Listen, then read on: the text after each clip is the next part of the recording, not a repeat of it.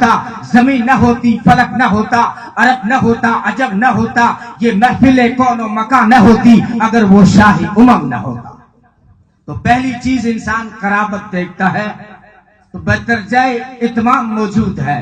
اور دوسرا سبب انسان دیکھتا ہے جس سے محبت کرتا ہے، تو انسان دیکھتا ہے کہ میں اس سے کیوں محبت کروں، اس کا مجھ پہ احسان و کرم کیا ہے۔ الانسان عبد الاحسان،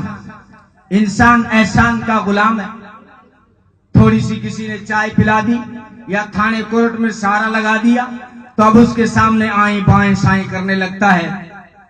لیکن یہاں بات صرف احسان کی نہیں ہے، نبی کی ذات سارے احسانات کا خلاصہ ہے، بلکہ احسانات خداوندی کا عنوان جلی ہے۔ کیونکہ جس وقت نبی پاک صلی اللہ علیہ وسلم دنیا میں تشریف لائے اس وقت انسانیت مٹنے کو تھی، ختم ہونے کا ارادہ کر لیا تھا اس نے، اور اپنی بغاوت کا مقدمہ خدا کی عدالت میں خود دائر کر دیا تھا، اور اپنے خلاف گواہی دینے کو خود کھڑی ہو گئی تھی۔ یعنی صورتحال ایسی پیچیدہ محیط اور ایسی دقیق تھی کہ بڑے سے بڑا مصور، ادیب و مؤرخ کوئی جو ہے اس دور کی تصویر کشی نہیں کر سکتا۔ اگر نقشہ کھینچا ہے تو وہ خدا کا قرآن ہے۔ فرمایا وَاذْكُرُوا نِعْمَةَ اللَّهِ عَلَيْكُمْ إِذْ كُنْتُمْ أَعْدَاءً فَأَلَّفَ بَيْنَ قُلُوبِكُمْ فَأَصْبَحْتُمْ بِنِعْمَتِهِ إِخْوَانًا وَكُنْتُمْ عَلَى شَفَا حُفْرَةٍ مِّنَ النَّارِ فَأَنْقَذَكُم مِّنْهَا۔ فرمایا جس وقت نبی پاک صلی اللہ علیہ وسلم دنیا میں تشریف لائے تو تم آگ کے سمندر کی تھا میں چھلانگ لگانے کو پرواز بھر چکے تھے، تمہارے قدم اٹھ چکے تھے۔ پھر اس ارحم الراحمین کو رحم آیا، اس نے رحمت للعالمین کو ہدی للعالمین کتاب دے کر بھیجا، اس نے تمہاری کمر سے پکڑ کر دوزخ کی آگ سے بچا لیا۔ نبی پاک صلی اللہ علیہ وسلم نے خود فرمایا ہے کہ میری دعوت کی مثال ایسی ہے جیسے کسی نے بڑی آگ سلگائی ہو اور اس میں چھوٹے چھوٹے پروانے آ کر گر کر مرنے لگتے ہیں، وہ بچانا چاہتا ہے۔ تو جس وقت میں آیا تھا اس وقت تم دوزخ کے گڑھے کے کنارے کھڑے تھے، چھلانگ لگانے کو تمہارے قدم اٹھ چکے تھے، میں نے آ کر تمہارا ہاتھ تھام لیا۔ کیونکہ مسئلہ صرف عرب کا نہیں تھا، مسئلہ انسانیت کی قسمت کا تھا۔ مسئلہ یہ نہیں تھا کہ باپ اپنی بیٹی کو زندہ درگور کر رہا ہے، بلکہ مسئلہ یہ تھا کہ پوری مادر گیتی سارے انسان مل کر انسانیت کو مٹی میں ملانے جا رہے تھے۔ اس وقت جو ہے عرب جس کو ہم کہتے ہیں وہ بھیڑیے بن چکے تھے، بے شک ان کے سینوں میں بھی دل چیتوں کے ہو چکے تھے۔ وہ دیکھیے جو ہے عرب کا لیڈر ہے، عرب کا وڈیرا ہے، عرب کا پٹیل ہے، جو ہے عمر ابن ہند، جس کے بھائی کو بنو تمیم والوں نے قتل کر دیا، تو اس نے منت مانی کہ میں بنو تمیم کے 100 آدمیوں کا قتل کروں گا، اور یکایک اچانک حملہ کیا بنو تمیم پہ،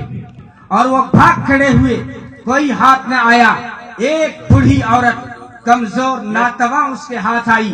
کیا کیا اس عرب کے لیڈر نے، کیا کیا اس پٹیل نے، کیا کیا اس وڈیرے نے؟ اس نے بہت بڑی آگ سلگائی، اس کمزور ضعیف ناتواں بوڑھی عورت کو پکڑ کر زندہ آگ میں ڈال دیا۔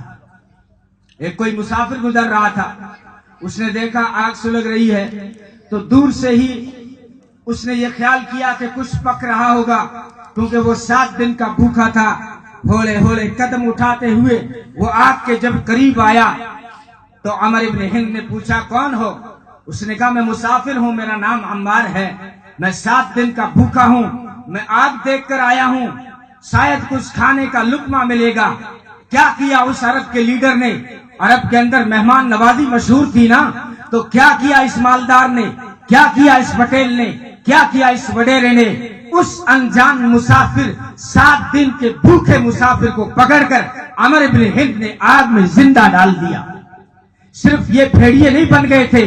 بلکہ وہ رومن، وہ یونان جس کی تہذیب کے ڈنکے بجتے تھے، آج بھی جن کی تہذیب و تمدن کی مثالیں دی جاتی ہیں، وہی ان کی تہذیب بگڑ چکی تھی، بگڑی نہیں تھی، متعفن ہو چکی تھی، اس میں بدبو پڑ چکی تھی، اس میں کیڑے پڑ چکے تھے، وہ انسانیت کا کھلواڑ کر رہے تھے، اور وہ انسان کو خون خوار جانور کے آگے ڈال کر ایک ایک اسٹیڈیم میں 80-80 ہزار درشک یہ منظر دیکھتے تھے۔ ہاں نوجوانوں، میرے نوجوانوں، تم تو تالی اس وقت بجاتے ہو نا، IPL شروع ہو چکا ہے، تم تالی اس وقت بجاؤ گے جب کسی پانڈیے کے بیٹ سے چوکا یا چھکا نکلے تو تم تالی پیٹتے ہو، لیکن یہ تہذیب و تمدن کے دھنی رومن اور یونان کس وقت تالی بجاتے تھے؟ جب ایک انسان کو کسی سانڈیے کے آگے ڈالتے اور وہ سانڈیے کے سینگوں سے گھائل ہو کر جاں کے عالم میں آخری سسکیاں لے رہا ہوتا تھا، تو اس وقت 80,000 درشکوں والا اسٹیڈیم تالیوں کی تکرار اور تڑتڑاہٹ سے گونج اٹھتا تھا۔ اسی کو جگن ناتھ آزاد نے کہا تھا، وہی یونان جو کبھی کہلاتا تھا تہذیب کی دنیا،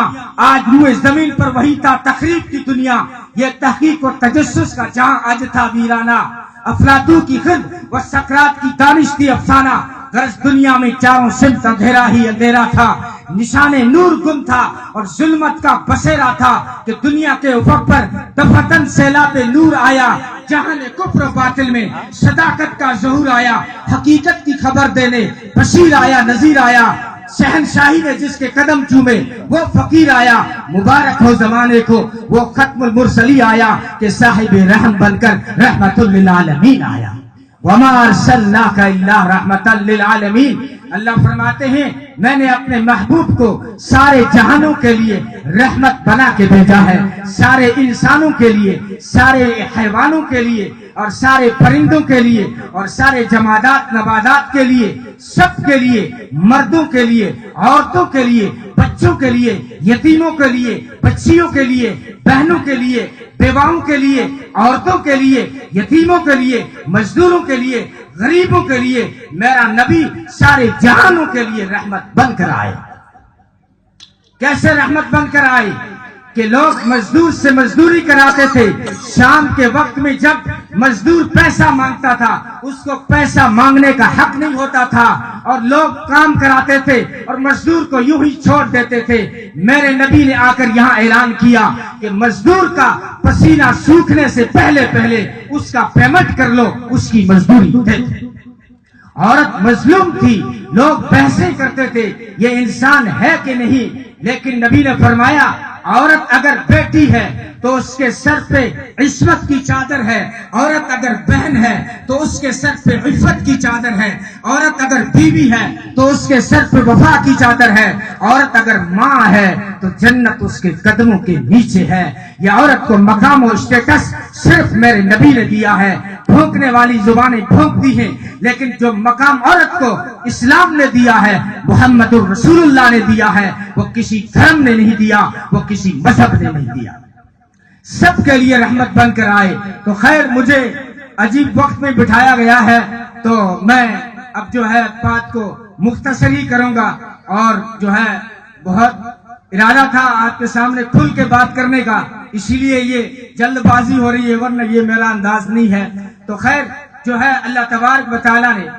جو ہے دوسرا احسان جو انسان ڈھونڈتا ہے کہ مجھ پہ محبوب کا احسان ہو تو میں واپس کروں، تو احسانات کے آگے ساری انسانیت دبی ہوئی، جھکی ہوئی، خمیدہ گردن اور سر نگوں ہے، کیونکہ